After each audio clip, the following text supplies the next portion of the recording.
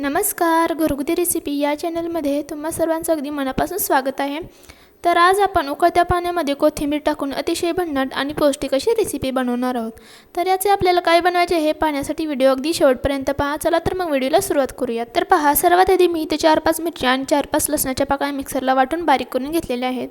आता इथे मी कोथिंबीर घेतलेली आहे, साधारणतः एक जोडी ही कोथिंबीर आहे। आता ही कोथिंबीर मी छान अशी 2 पाण्याने स्वच्छ धुवून वाळवून घेतलेली आहे। आता ही कोथिंबीर अगदी बारीक अशी आपण चिरून घेऊयात। अगदी बारीक अशी ही कोथिंबीर चिरून घ्यायची आहे। तर कोथिंबीर चिरताना अगदी बारीक अशी जवळ चिरत जायची, जेणेकरून ती छान अशी बारीक चिरली जाते। तर मंडळी, अतिशय पौष्टिक ही आपली आजची कोथिंबीरची रेसिपी आहे। मला खात्री आहे की आजची ही रेसिपी तुम्हाला नक्कीच आवडेल। तर पहा, इथे मी संपूर्ण कोथिंबीर अगदी बारीक अशी चिरून घेतलेली आहे। साधारणतः 2 वाट्या ही कोथिंबीर इथे आपली तयार झालेली आहे। तर 2 वाटीसाठी मी पुढचे प्रमाण देखील सांगणार आहे। यानंतर इथे मी एक काचेचा बाउल घेतला आहे, यामध्ये 1 वाटी बेसन पीठ घातलेले आहे। 1 वाटी यामध्ये बेसन पीठ घातलेले आहे आणि त्याच वाटीने मोजून इथे मी अर्धी वाटी पाणी घेतलेले आहे। हे बेसनचं मिश्रण करण्यासाठी इथे मी अर्धी वाटी पाणी वापरलेलं आहे। यानंतर थोडं करत यामध्ये पाणी घालून जायचं आणि बेसनचे छान असं मिश्रण बनवून घ्यायचं। पहा, जसं लागेल तसं मी यामध्ये पाणी घातलेलं आहे आणि याचं छान असं मिश्रण बनवून घेत आहे।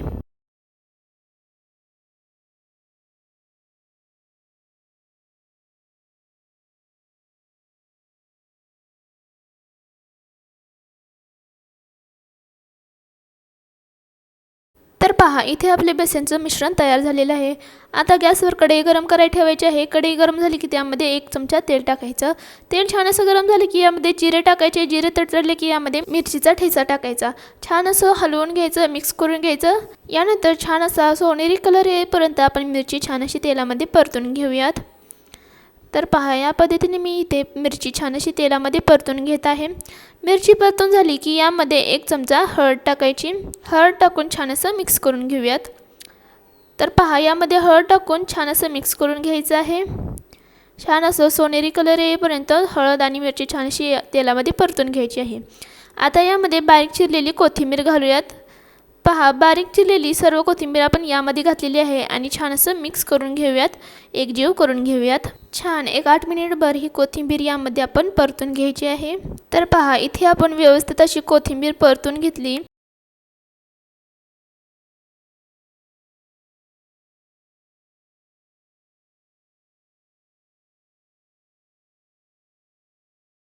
कोथिंबीर छान अशी परतलेली आहे। आता यामध्ये आपण अर्धी वाटी गरम पाणी घालायचं आहे। तर सुरुवातीला बेसनचं मिश्रण बनवण्यासाठी मी अर्धी वाटी पाणी वापरलेलं होतं आणि आता कोथिंबीरमध्ये अर्धी वाटी गरम पाणी घातलेले आहे। तर टोटल आपल्याला यामध्ये पाण्याचा वापर 1 वाटी झालेली आहे।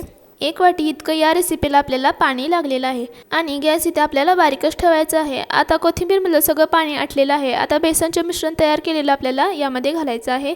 बेसनचं मिश्रण यामध्ये घालून एका हाताने छान असं मिक्स करून घ्यायचं आहे। तर हे मिश्रण सर्व छान एकजीव करून आपल्याला शिजवून घ्यायचं आहे।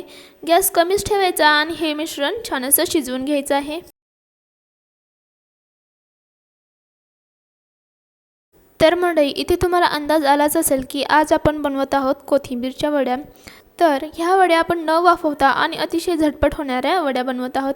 अतिशय सोपी रेसिपी आहे, तुम्ही देखील एकदा नक्की ट्राय करून पहा। तर हे मिश्रण आपलं तयार झालेलं आहे। आता इथे एका बोर्डवरती मी तेल लावून घेतलेलं आहे। आता हे गरमागरम मिश्रण आपण बोर्डवर घालून घ्यायचं आहे। सर्व मिश्रण आपण बोर्डवर सेट करून घेऊयात।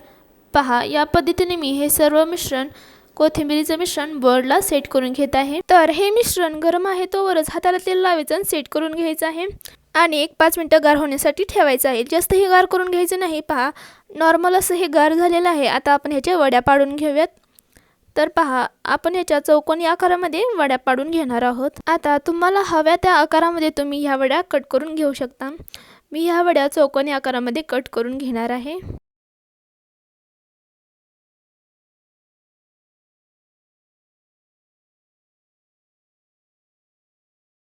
तर पहा, मस्त अशा इथे आपल्या वड्या तयार झालेल्या आहेत। आता यामध्ये तुम्हाला एक वडी मी काढून दाखवते।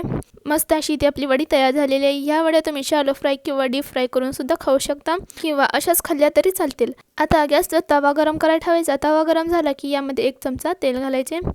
इथे मी 1च चमचा तेल वापरलेले आहे। तर तेल घातल्यानंतर यावरती आपण 4-5 कोथिंबीरच्या वड्या सोडून घेऊयात। तर पहा 4-5 कोथिंबीरच्या वड्या या तेलामध्ये मी सोडून घेतलेल्या आहेत. इथे मी याला शॅलो फ्राय करून घेणार आहे. तुम्हाला हवे तर तुम्ही याला डीप फ्रायसुद्धा करून घेऊ शकता. गॅस इथे आपल्याला कमीच ठेवायचा आहे. कमी गॅसवर छान अशा या वड्या आपण भाजून घेऊयात, तळून घ्यायच्या आहेत. तर कमी गॅसवरती ह्या वड्या छान अशा कुरकुरीत भाजल्या जातात. आतून मऊ आणि वरून छान अशा कुरकुरीत ह्या वड्या भाजल्या जातात. तर अलटीपलटी करून आपण ह्या सर्व वड्या भाजून घेऊयात. तर पहा वड्या आपल्या इथे छान अशा भाजल्या गेलेल्या आहेत आणि याला कलरसुद्धा छान असा सोनेरी आलेला आहे. तर याच पद्धतीने सगळ्या वड्या मी इथं भाजून घेणार आहे. तर पहा सर्व कोथिंबीरच्या वड्या आपल्या इथं तयार झालेल्या आहेत. न वाफवता अतिशय झटपट आणि साध्या पद्धतीने आपल्या इथं कोथिंबीरच्या वड्या तयार झालेल्या आहेत. पहा कोथिंबीरची वडी दिसायला देखील किती छान दिसते. जेवढी छान दिसते तेवढी चवीला देखील खूपच भन्नाट लागते. तर पहा याची साईजसुद्धा तुम्ही बघू शकता. जास्त पातळही नाही आणि जास्त जाडही नाही, अगदी मध्यम स्वरूपात याची साईज तयार केलेली आहे. आणि आता ही कोथिंबीर वडी मी तुम्हाला तोडूनसुद्धा दाखवलेली आहे. आतमधून छान अशी मऊ आणि बाहेरून क्रिस्पी तयार झालेली आहे. तर मंडळी तुम्हाला एक विनंती आहे, तुम्ही जर आपल्या चॅनलवर नवीन आला असाल तर चॅनलला लाईक करा, शेअर करा, सबस्क्राईब करा, सोबतच बेल आयकॉन देखील प्रेस करा, जेणेकरून माझ्या नवनवीन व्हिडिओची अपडेट सर्वप्रथम तुमच्या फोनवर येत जातील. धन्यवाद.